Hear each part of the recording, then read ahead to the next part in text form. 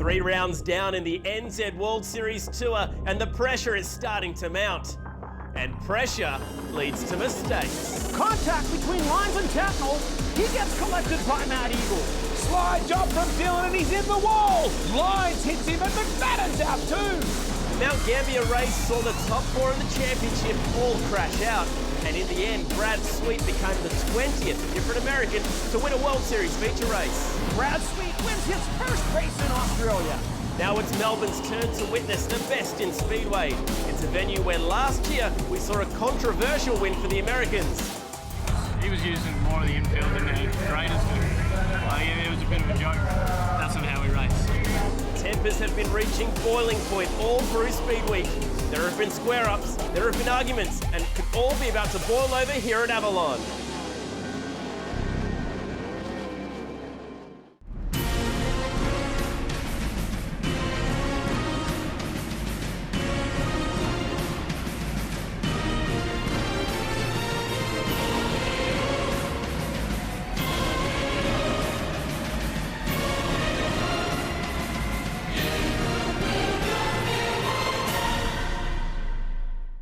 It was an explosive opening 3 rounds to Enzed World Series Sprint Cars presented by Hog's Breath Cafe and Carline. And now the series has arrived at a track that is very difficult to master. What's more, we have a massive field of cars for this penultimate round of what we call Speed Week. So let's check out the points. Luke Dillon did take the series lead, but he has played his joker card where none of the other drivers have, so he's really at a bit of a disadvantage right now despite being on top. Shane Stewart really needs a big race tonight to have any chance at this title. So it's a bittersweet championship lead for Luke Dillon. Playing that joker card, it all went horribly wrong for him. I'd love to know what he's thinking right now. To find out that and all the other latest gossip from down in the pits, let's check in with Brian Ingerson. Thanks, Chad. Look, it certainly was a strange situation seeing the top 4 in points watching on from the infield at Mount Gambier. But for series leader Luke Dillon, who gambled with his joker and lost, strange is probably not the word he'd use to describe it. Devastating. You know, right at the last minute, I sort of decided it wasn't going to work and just tried to flick the car sideways and not run into him. And, you know, young James went in the corner so hard he ended up crashing as well. So, you know, it's just hard racing, just a bit of an error on my behalf. For us, it was a real disappointment. We had a really fast car. I thought we were at a big shot to having a win, but that's the way this sport goes. It bites you pretty quick, and it was lucky that all 4 of us had a DNF in that race. So it'll be really quite interesting to see what happens come end of the year time with the points. It's pretty brutal right now. The demise of the front runners meant some new faces on the Mount Gambier podium, including Tasmanian hotshot Sean Dobson. Driving for Victorian Drosty Motorsport team, the 21-year-old has a strong record here at Avalon, and he'll be one to watch tonight. Yeah, look, it was pretty special. It's my first podium for World Series, first podium for Harry Drosty as well, so to get it together and to have Freddie as my crew chief, yeah, it means a lot for the whole team. I think our chances are pretty strong. We've been pretty consistent here. The last 2 races we finished first and second, so I reckon we've got a pretty good chance, so we'll just see how we go. This place is the heart of sprint car racing in Victoria. As well as the likes of Dobson, we've got an additional 20 local Victorian teams who are going to make it tough work for our World Series regulars here tonight. Well, Carline qualifying, very important. A lot of points get handed out, so let's check out the highlights from qualifying here at Avalon. And finally, we get to see a different man taking quick time thanks to Carline. It's going to be Robbie Farr, the quickest man, ending the domination from Luke Dillon. And the big crash in Adelaide now a thing of the past. Interesting to see Mitch Foster towards the top of the list. A great job by the local boys. Sean Dobson, quick again, the Tasmanian, looking very good here.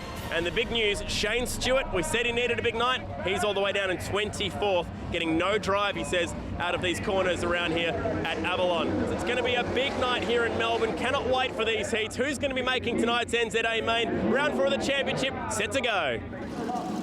Yes, an enormous crowd in the house here. Johnny Gibson joins me in commentary. They always pack him in at Avalon Raceway, right near the Avalon Airport. And we're going to be seeing some jets flying around this place with wings, just not the commercial airliner type, Johnny. Heat race number 1 grid in front of us. Robbie Farr playing the joker, coming from the outside of row 5. Got a quick glimpse of that number 7 car as we see the green flag. And Farr straight to the top of the racetrack. One of the few drivers trying to make it work up high here early on. Glenn Sutherland in behind him. Look at Robbie Farr working the top side on Michael Cunningham with that number 74 ART. And have a look at the former World Series champ pushing hard in that number 7. Lots of traffic right in front of him. Farr now cuts back to the bottom of the racetrack. Brad Keller on the outside now moves to the inside. Nice move from Keller. Farr does manage to squeeze by Cunningham, and Luke Dillon right behind him trying to follow in his tire tracks. Yeah, just saw Dillon get caught up a little bit, had to jam the brake a touch. Isn't Keller performing brilliantly? We watch the former national sprint car and speed car and 360 cubic inch champion. No other man in Australian Speedway has those 3 titles to his name. Taking a look at the back of Brad Keller's car, Robbie Farr, winner of the 2012 President's Cup here at Avalon, was second last year in the President's Cup, so he's got a lot of confidence in playing that joker because of his past success. And a lot of guys run at the Eastern Trail here every year as well, an event that runs between Avalon, Mount Gambier and Warrnambool. Cunningham has spun the 74. You can see a lot of smoke coming off the right side of that motor as well as we go caution.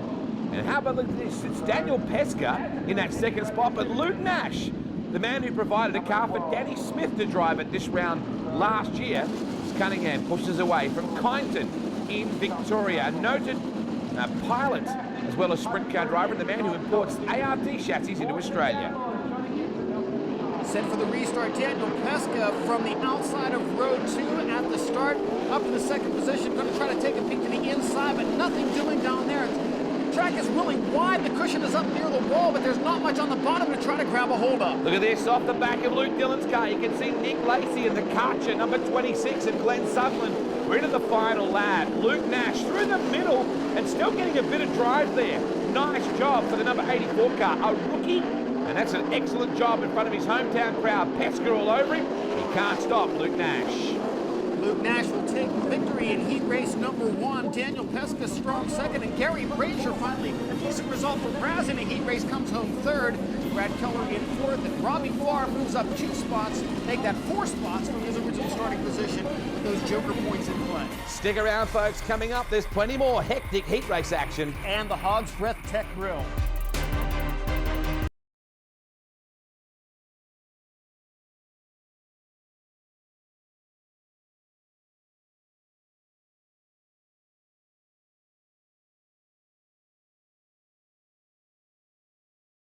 Welcome back to Avalon Raceway, Lara, for round 4 of the Enzed World Series Sprint Cars, brought to you by Carline Mufflers and Hog's Breath Cafe. Fantastic crowd here at Avalon Raceway. Johnny, your first look at the circuit. Great crowd and really very, very racy. Have a look at some of the action that we get at this place. 3 wide coming off of turn 4, including Brooke Tappan trying to work the low side of the racetrack. Problems for Brent Kratzman, spun up against the wall, and problems for Daniel Harding as well. Johnny Vogel's one of the specialists around this place. Tasmanian Kurt Luttrell has been busy sometimes for all the wrong reasons. There's an Avalon specialist right there, David Murcott. And how about Matt Eagle flying in at number 29?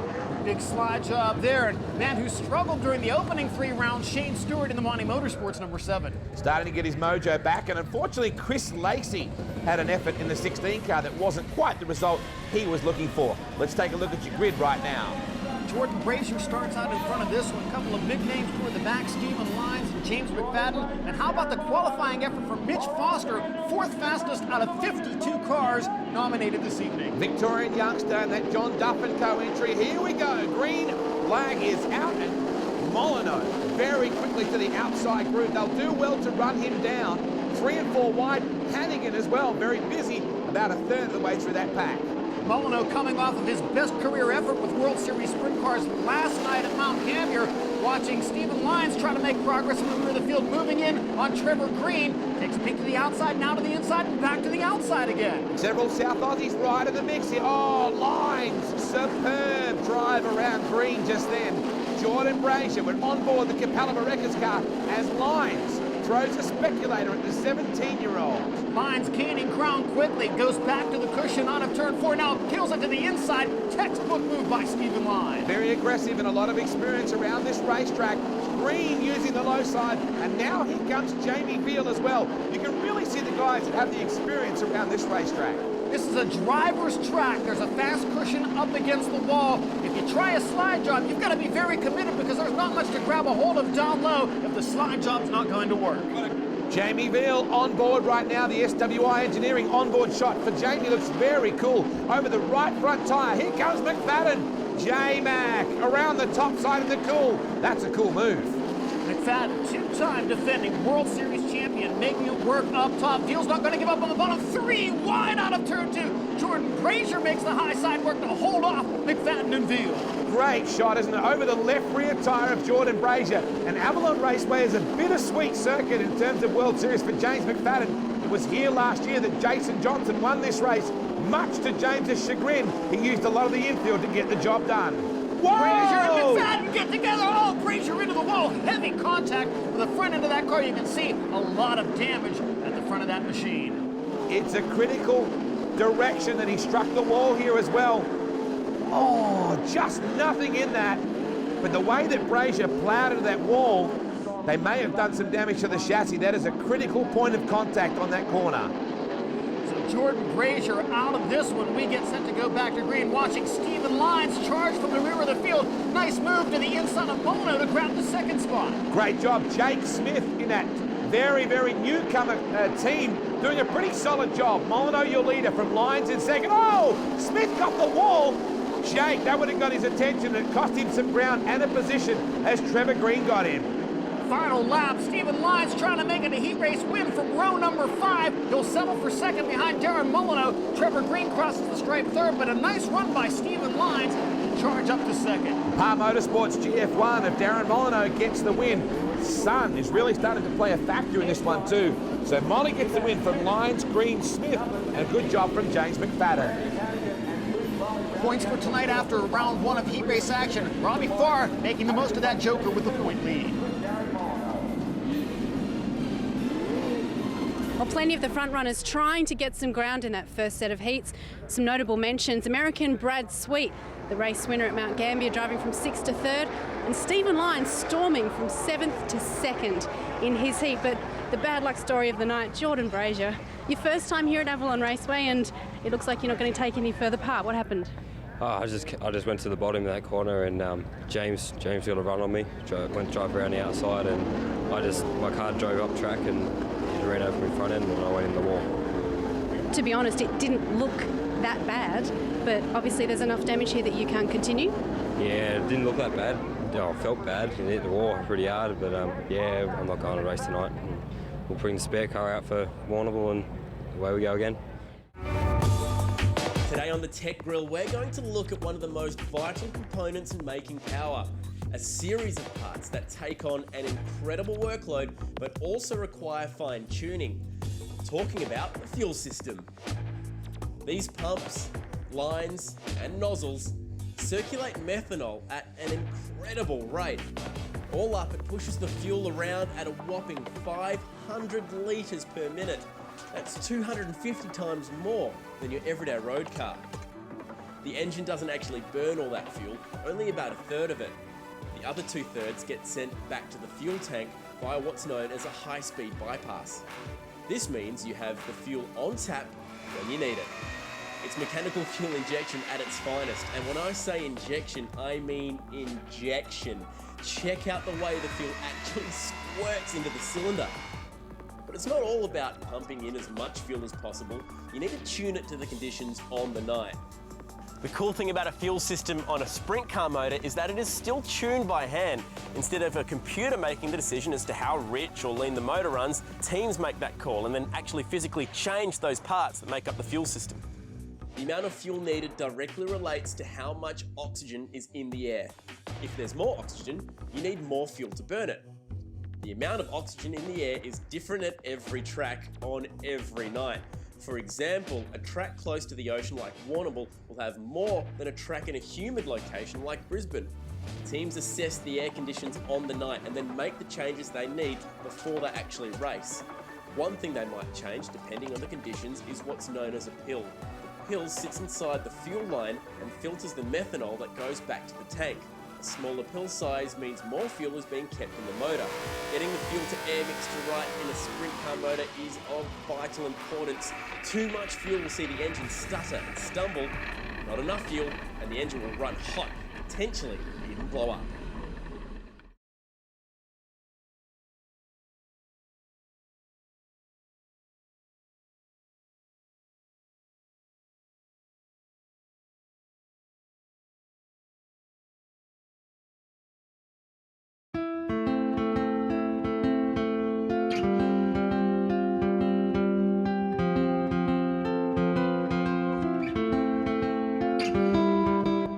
I just grew up in a small town called Strathalbyn, and you know, about 6,000 people here. And yeah, we've got a bit of property here. We keep a few pets and stuff that we've gathered up over the years.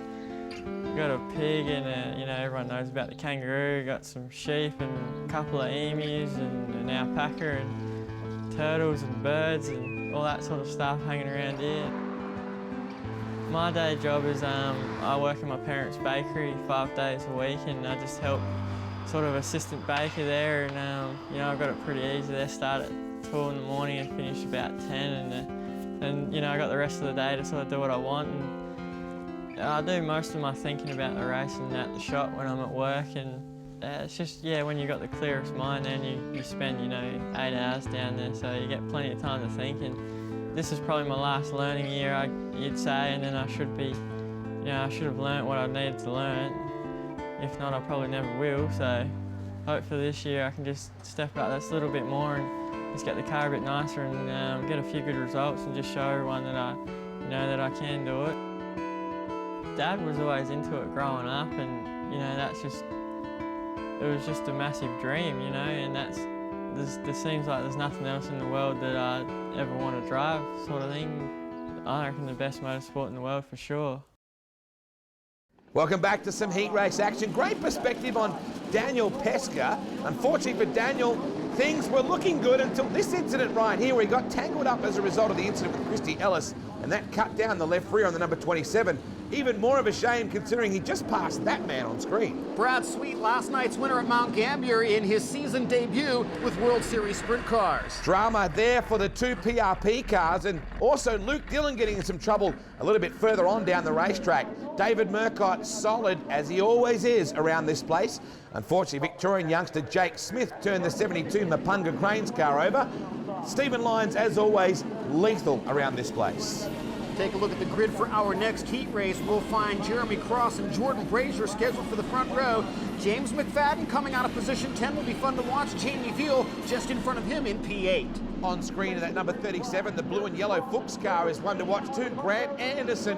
Jeremy Cross has built up a new car for tonight after not being happy with the one that they wrecked at Murray Bridge. Green runs the high side, squeezes up against the wall. Trevor Green's finding some good form, Johnny. Yeah, Trevor Green looking strong on the outside of the racetrack, and you can see just what a problem the sun is getting to be here at Avalon. Imagine sitting in the cockpit, heading down the backstretch, driving straight into that. Absolutely. When you got all the tear-offs as well, it kind of forms a prism effect. Wow, trouble then. I think that was the young Warrnambool racer, Will Carroll, who ended up almost in the wall as a result of contact. We go back on board. That's a great shot, Johnny. Absolutely, getting a chance to see how that right front shock works and trying to keep that front axle on the ground and keeping these cars steering around this racetrack. Jamie Veal looking very sharp in that number 35 as we drive through the blazing sun once more. Very busy is Luke Bowie in the 55, the South Aussie, here in Victoria at Avalon Raceway, and Veal makes short work of him. Look at this battle between J-Mac and Grant Anderson. Anderson, one of the few drivers making it work well on the bottom of the racetrack. Bowie slides up and McFadden gets into him. A close call there. Both drivers able to move away. The second consecutive close call for McFadden, and that totally worked where number 1. Remember, he made contact with Jordan Brazier, who we've since learned has packed the car up.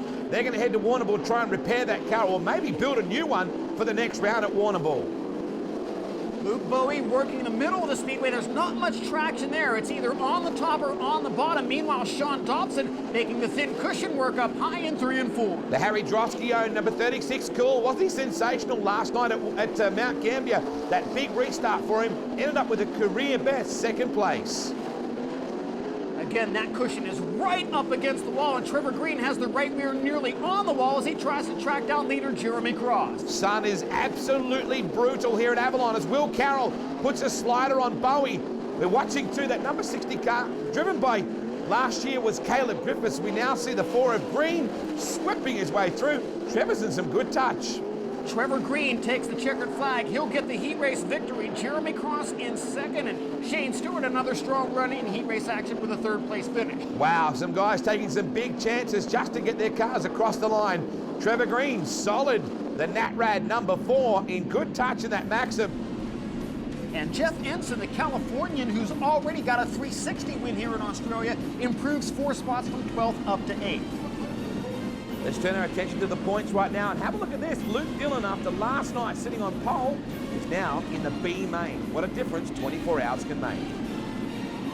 Both rounds of heats are run and done here at Avalon Speedway outside of Melbourne, and I've come down to the Gawler Farm Machinery pits because I want to talk about the tiny little part that cost Dan Pesca a spot in tonight's A main potentially. He was flying out there, going wheel to wheel with Gary Brazier and Brad Sweet until slight tiny little bit of contact with Christy Ellis was enough to hurt the bleeder that sits inside the tyre of his car, and it was just the tiniest little plastic part on that bleeder that broke, and it lets all the air out. So the job of the bleeder is to sit on the tyre. When the air pressure comes up, it brings it back down to the perfect level that you need. Unfortunately, with nothing stopping it, it was just able to flow right out. He was absolutely flying though until that point. Daniel, did you see the guys that you were going around? You had Brazier, you had Sweet, and you were going past all of them. You must be pretty disappointed the way that ended. Yeah, definitely. I was just having a good battle there and raced them hard, and then, you know, there was a bit slower car there, just cleaned me up and ended up breaking the bleeder out the wheel. So, you know, wasn't the best way to finish, and now we're at the back of the B, so got to work hard to get to the A from there. And we know he'll be a hard charger, that's for sure. Coming up after the break, highlights of the C main, we have the B main coming, and our big one for 10 grand to win the A main.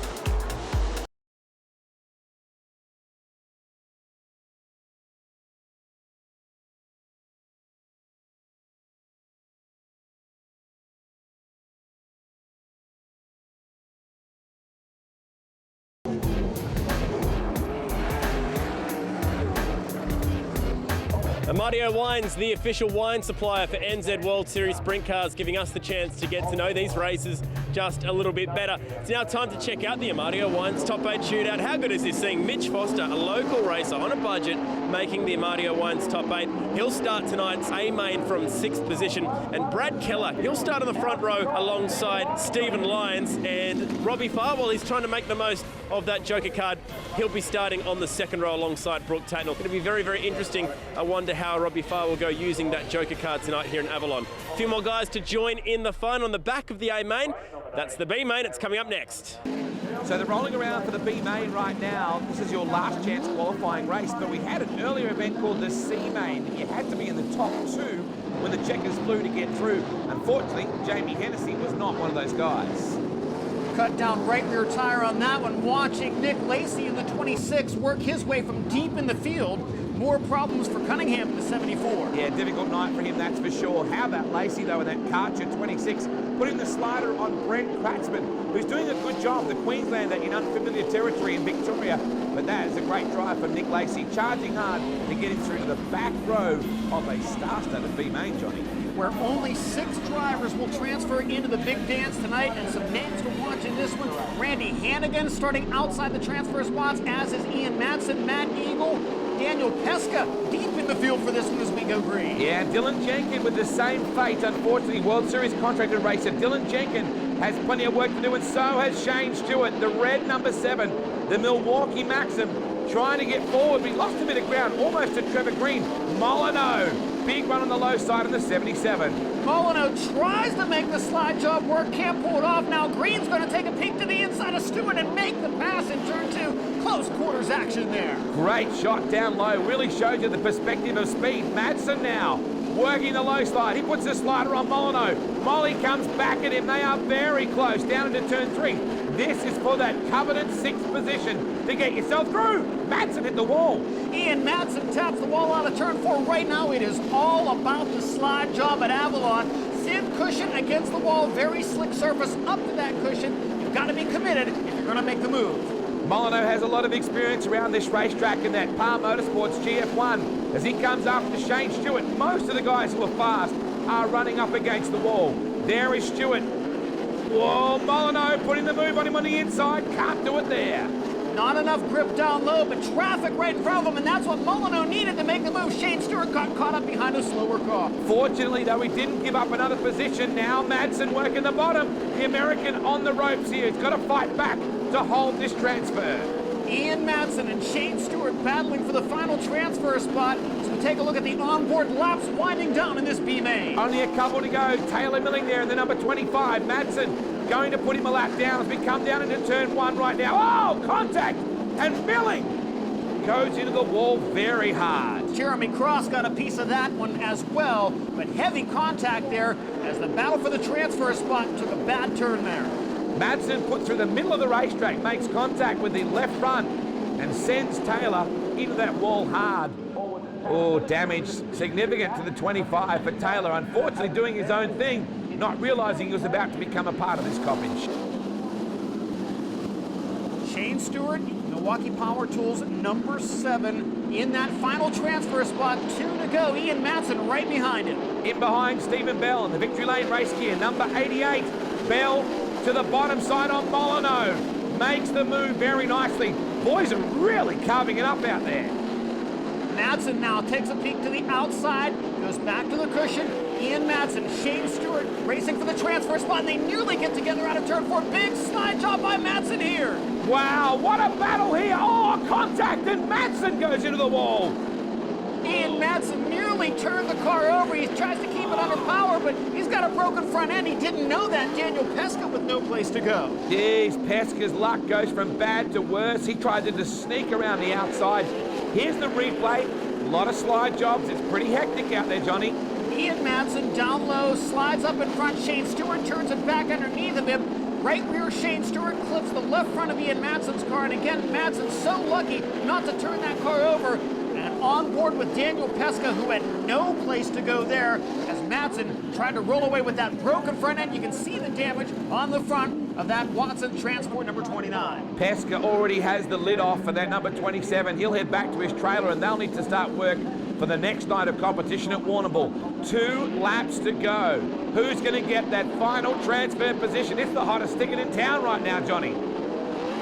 Matt Eagle, not a great restart there, and Shane Stewart pulls away in the final transfer position. Wow, slide job from Molyneux then. Stewart coming back at Bell. Big slider, no, he can't get it done. Bell stays committed to the cushion and seems to be holding on with 1 to go. Final lap. Bell now takes a peek to the inside of Trevor Green. A slide job in turn 2. Trevor tries to turn it back underneath, but Bell will make the pass. Eagle not close enough for a final lap challenge on Shane Stewart as the checkered flag waves, and Stewart makes it into the main event just barely. Wow, has he ever had to race so hard for 6th position before? He'll get through. Trevor Green sneaks through as well. But your winner of tonight's B main, Luke Dillon, guarantees himself a starting spot on the 8th row of tonight's grid for the A main. Well, a tough run tonight for some of our World Series regulars. Dylan Jenkin will take his provisional to get into the back of the A main tonight. This guy here, Shane Stewart, starting position 20. You just scraped into the A main, but gee, I bet you're not happy about the way you've had to do it. No, not at all. I mean, you know, this team is very capable of winning these races, and it's been frustrating that we haven't been able to compete for any wins yet. But, you know, this Milwaukee Power Tools crew is, they've always worked hard for me, and I'm telling you, every time I come in, I throw some crazy stuff at them, and they've never, you know, bowed their heads and gave up, and that says a lot for the team. He won't stop fighting, you can bet on that. Coming up after the break, it's time for the 4th round of Enzed World Series Sprint Cars. Your A main is next.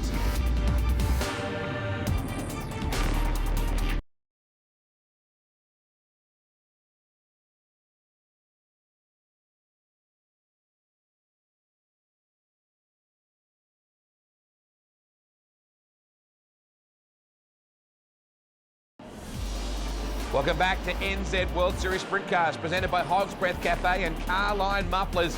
And Johnny Gibson, we are set, just like Hog's Breath, for a tasty A-main.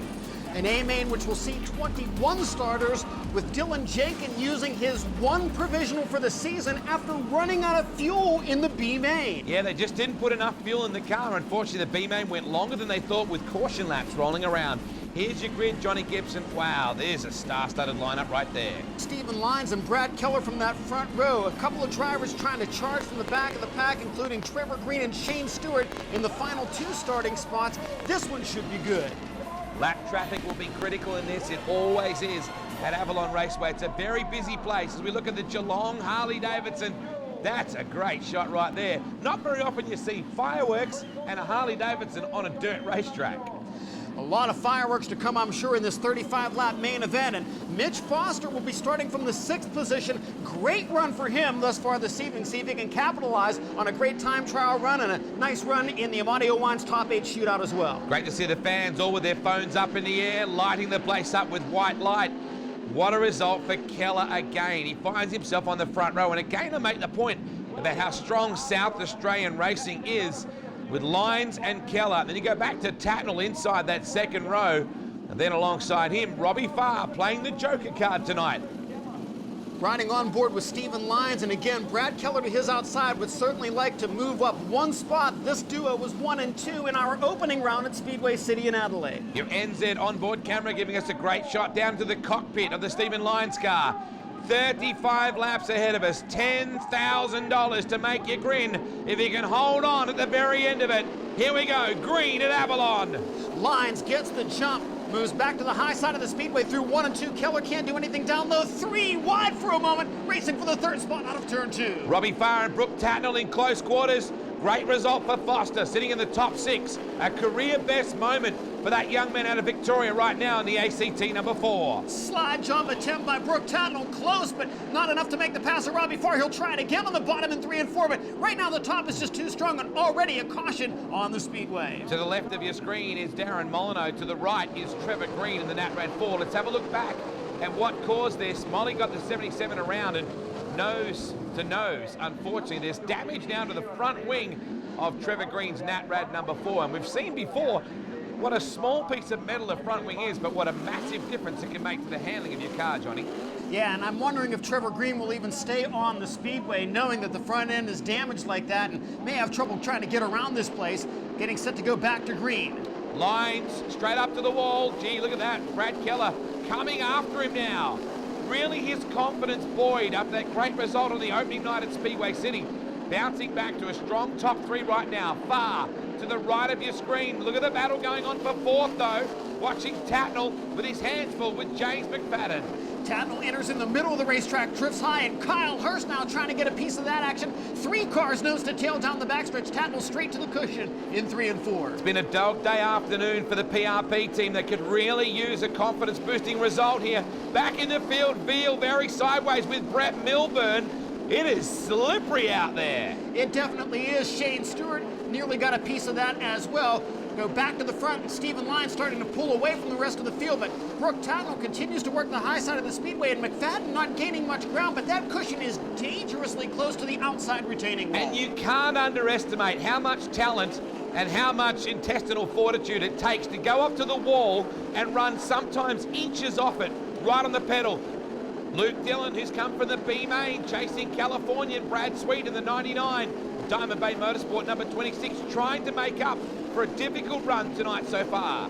Heavy traffic for the race leaders now. Lines to the inside of John Vogels, puts Vogels a lap down, gets right back to the cushion. You can see the front end of the car actually jump up off the ground as he hit that cushion after completing the slide job. Gee, he's got busy stuff ahead of him though. Look at the traffic, it's absolutely everywhere. And now Farr is closing in on Keller. Foster goes a lap down, the William Adams Cat, number 4. He's got Farr all over him, so the battle now between Keller and Farr is really heating up here as well. Oh, Foster turns it across the slick. On board, your NZ onboard camera angle right over the helmet of Stephen Lyons. Lyons continuing to work the high line on the speedway. Again, it's very slippery downstairs, and you have to be so committed to try to make the bottom work. We're under caution. The number 99 car, the Roos Brothers High Race Towing TI-22, has unfortunately got himself around. Man, what a busy night it's been, as usual, for the Oklahoma-born, Indiana-based Shane Stewart. Brad Sweet getting pushed off once again. Sweet, of course, in victory lane last night at Mount Gambier. A little different result this evening. See if he can work his way back forward. 24 hours is a long time in sprint car racing, Johnny Gibson, as you know all too well. Coming back to the restart in front of a packed house. Geelong Harley-Davidson here to enjoy the action and present it from an Avalon perspective. Keller watching Lyons drive away to the cushion. Farr still in 3rd, Tatnall in 4th, McFadden then back to Kyle Hurst. The boys starting to get into the business end of this deal, almost halfway there. Not a very good restart for Brad Keller. You could see him down in the slick. He spun the tires. Robbie Farr had a go. Speaking of having a go, Sean Dobson takes a peek to the inside of James McFadden, but can't make the pass in 3 and 4. Dobson, a live wire. Tasmanian driving for a Victorian car owner, Harry Drosty. And look at Sean. He was born without a fear gland. This kid right up on the wall, almost dragging that right rear on the concrete. High side the place to be at the moment. Again, the lap traffic for the leaders. Once again, lines around the outside of a slower car back behind another one. It is tight quarters action out there. And a bump on the wall for second place running Brad Keller. Farr almost got a piece of him, didn't he? It is frantic. We're working lap 15 coming up right now. Keller survived. The intensity required to run in the top 3 in this race right now through the traffic. It's all good experience for Keller to keep on learning. Stephen Lyons has a bit of an open track. Far to the inside of Keller for the second spot. Big slide job in turn 2. You just see the flame licking out the side of the 7. That's where Farr is breathing the throttle. When he gets off the accelerator momentarily, it's where you see the flame lick out. We're on board with Keller. McFadden right there with him, and there is Brooke Tatnall. It's been a battle between J-Mac and Brooke this entire race. And Tatnall, one of the few drivers trying to make it work on the bottom of the racetrack, at least entering the corner down low, but it didn't work out so well that time. Had to get right back to the cushion. McFadden all over Tatnall, Dobson, and Kyle Hurst right there as well. What a race this is turning out to be. Lyons is giving them plenty out in front, but the battle really from 3rd back to about 10th right now. It is epic. Brooke, the slider on Foster, will get through. Just watching Dobson throw a speculator at McFadden then as well. Lost a lot of ground there, though. He spun the tires down in the slick stuff. McFadden goes to the bottom in 3 and 4, but nothing doing there. Red line here, Johnny. Foster involved, Kyle Hurst, and Brazier, Anderson, and Murcott. 5 cars involved in the tangle. We'll take a break and straighten it all out.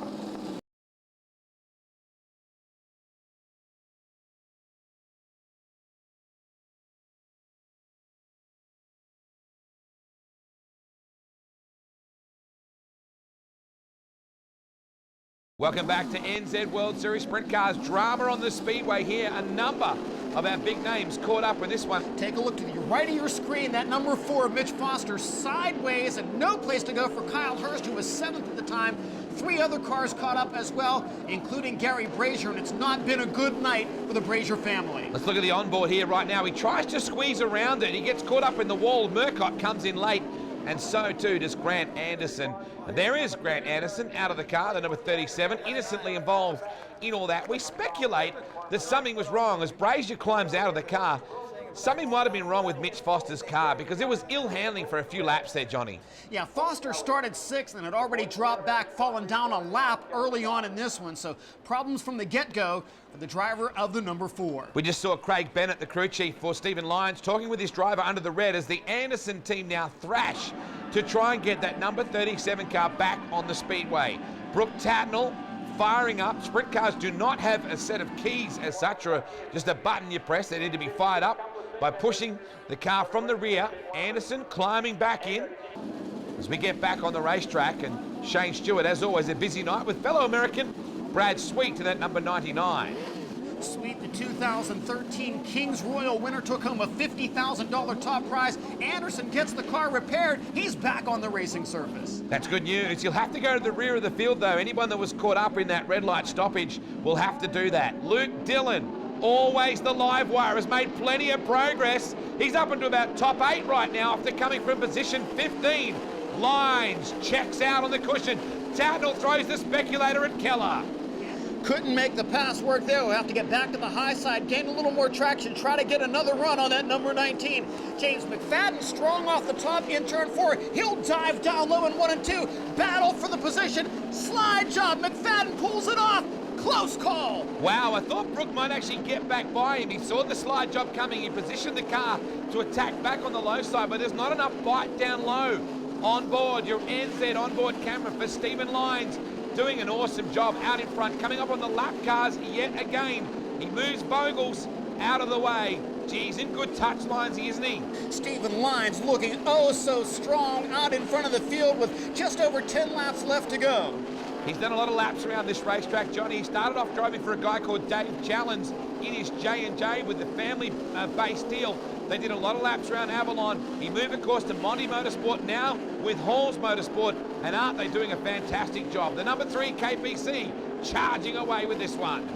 Stephen Lyons, whose best finish here at Avalon in World Series action was a second-place run in 2010. Taking a look back now at James McFadden. McFadden coming after Brad Keller. The race for third, the big slide job into 3 and 4, and it'll be McFadden making the move. Keller desperate to hold on to a podium finish. It might have just gone out the window.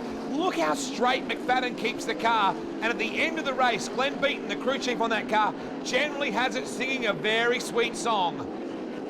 Field stringing out just a bit in the closing laps. How quickly McFadden has pulled away from Keller. Going to try to set his sights on Robbie Farr and maybe make the move for second in the remaining 5 laps. A little bit of a bounce up there on the top side in 3 and 4. Farr, of course, using his Joker car tonight, will double his points haul here.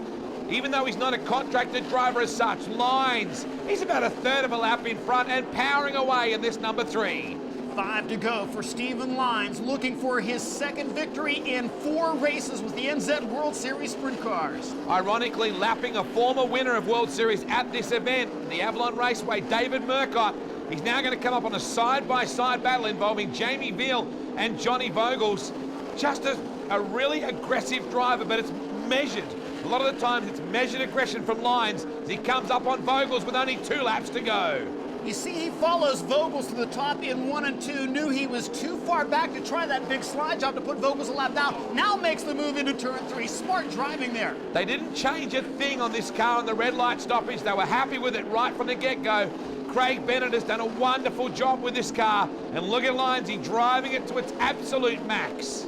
Nice shot there inside the cockpit to see just how much arm action is involved in steering one of these 900 horsepower beasts as the white flag waves. Final trip around Avalon Speedway. A commanding victory for Stephen Lyons with half a lap to go. This will make the points very interesting as we head to Warrnambool. Lyons, very nice job. And the Halls Motorsport entry. Second will be Robbie Farr. Third will be McFadden. Well done, Brad Keller. Unfamiliar territory to run a top 4. That's a great result, Johnny. Keller impressive with that 4th place run. Stephen Lyons even more so with the victory, his second in 4 nights of racing. Some very big moves from the back of the pack. Luke Gillen charging 15th through to 8th. How about that drive from Shane Stewart? Shane Stewart, 20th, all the way up to 9th. It was a struggle, but in the end, a lot of spots gained. Confidence to be boosted for that team. Well done, that man. Stephen Lyons on top of the world here at Avalon. He'll be a happy boy. Well done, that team. Good, solid result for Robbie Farr. Stephen Lyons, congratulations. First multiple race winner for Speedweek, or indeed the series so far. What a dominant performance. Yeah, it's been really good, Brian. I'd like to thank the team so much. I had such a nice car then. I would have been very upset if I didn't make the most of it. So we worked hard all night and fought our way back, and obviously, you know, starting at the front on the racetrack and trying to get some momentum up and starting out and just trying to get through lap traffic the best we could. It's tough every night. And obviously, look at the guys that finished behind us. Great effort. I'd really like to thank Halls Motorsport and everyone involved. Lyons now moves to second in the championship because Robbie Farr moves to the points lead after playing that Joker. But in the separate Speed Week point score, he won't in fact lead that because Joker cards do not count during Speed Week. So the 2 victories for Stephen Lyons puts him on top of the Speed Week point standings. He's having a good one, not so much for Jordan Grazier. Another rough night at Avalon, but at least they'll enjoy some hospitality courtesy of Hog's Breath Cafe, going the whole hog and having to do a lot of repair work tonight with a new chassis on the build. Plenty more traffic still to come for these guys on the open road, and we look forward to taking you through it over the next few weeks. Look forward to your company next time on NZ World Series Sprint Cars.